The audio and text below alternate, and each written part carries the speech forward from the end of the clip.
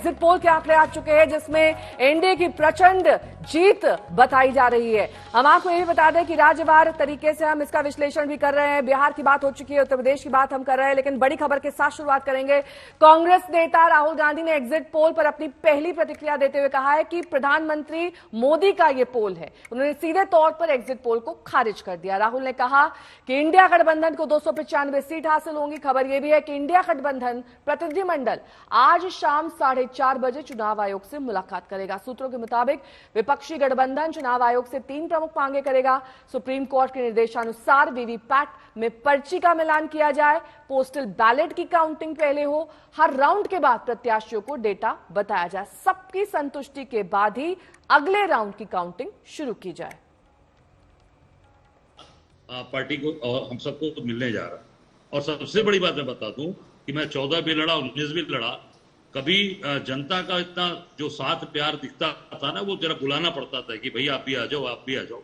इस बार जनता खुलकर, मैं सीधे कहना चाहूंगा कि जनता चुनाव लड़ी। कोई वर्ग ऐसा नहीं है जिस वर्ग ने हमें वोट नहीं दिया।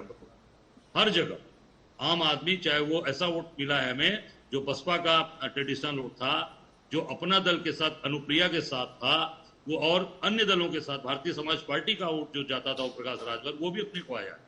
और ये केवल इस नाते कि जो 5 गारंटीज पार्टी की आई, उसका बहुत बेनिफिट मिल रहा है। और जो इन्होंने झूठ बोले और जो योगी ने बुलडोजर चलवाया, उसका भी आप देखेंगे, इसका बहुत बेनिफिट है।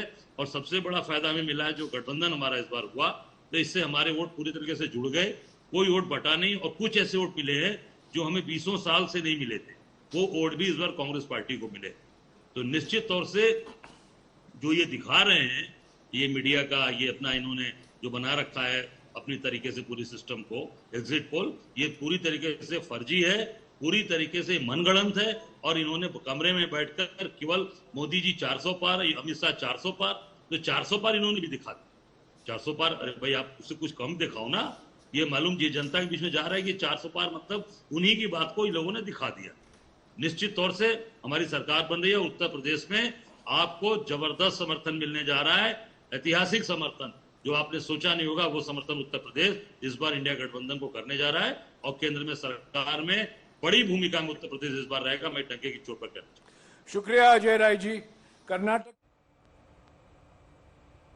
तो उत्तर प्रदेश में प्रचंड जीत का दावा करते हुए अजय राय, जो कि कांग्रेस के उम्मीदवार हैं, वाराणसी से प्रधानमंत्री नरेंद्र मोदी को टक्कर दे रहे हैं। लेकिन इस बीच आपको कुछ बेहद दिलचस्प तस्वीरें दिखा देते हैं, क्योंकि मुख्यमंत्री योगी आदित्यनाथ अपने गृहनगर गोरखपुर पहुंचे हैं। वहां पर देखिए, ये नवजात शिशु को गोद में लिए हुए सीएम योगी दिखाई दे रहे हैं। चिड़ियाघर भी पहुंचे, वहां पर जीव जंतुओं का हाल उन्होंने जाना।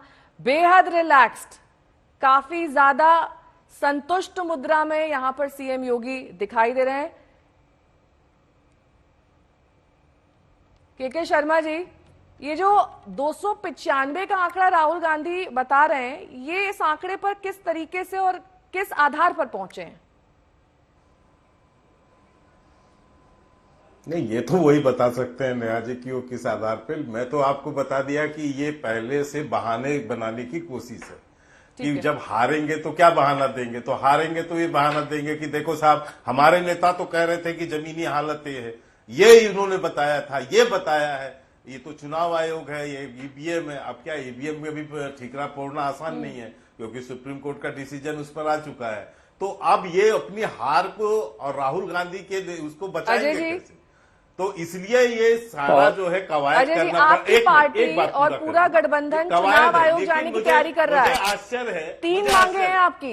आपको लग रहा है कि तीनों मांगे पूरी हो जाएंगी? ठीक है, एक लाइन बोल दीजिए शर्मा जी। नेहा जी एक लाइन बोल देता हूँ। मुझे अभी आपने अजय राय जी का आपने बयान सुना, यहाँ सुनील साजन जी भी बैठे। साजन साहब, ये तो चिरकुट नेता है ना, बकौल अखिलेश यादव, ये तो चिरकुट नेता है। सर, ऐसी भाषा मत इस्तेमाल करिए सर, प्लीज। ये आपके नेता कैसे? अजय जी, नहीं, मैंने नहीं बोला है सर। नेहा जी, ये बयान ये अखिलेश यादव का है, अखिलेश यादव का सार्वजनिक बयान है। एक लाइन की ये सार्वजनिक बयान है शब्द बोलने के लिए ही आपने अनुमति। अजय जी, मेरा सवाल आपने सुना होगा, उसका जवाब दीजिए। चुनाव आयोग आप 3 मांगे लेकर जाएंगे? याद दिलाना था। देखिए, चुनाव आयोग में हमने 117 बार शिकायतें की लगातार इस चुनाव के दौरान। चुनाव आयोग की कर्तव्य मूड बना हुआ है।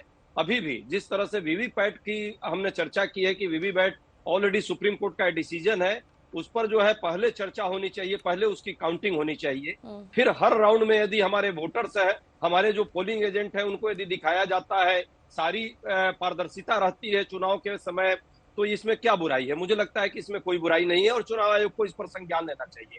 दूसरी बात, जिस तरह लगभग 150 से ज्यादा कलेक्टर्स को जो आज निर्वाचन अधिकारी के तौर पे वो भूमिका में है और चुनाव आयोग के अंदर में है, फिर भी यदि गृह मंत्री उनको फोन करके डराने धमकाने का काम कर रहे हैं, और जिस तरह ये मीडिया ने जो एक प्रोजेक्शन पोल ऑफ द पोल किया है, कहीं ना कहीं जो सीट मार्जिन पर है उसी का खेल करने के लिए ये सारे कवायद शुरू हो गई है। आप लोग सारा डिकरा मीडिया पर फोड़ देते हैं।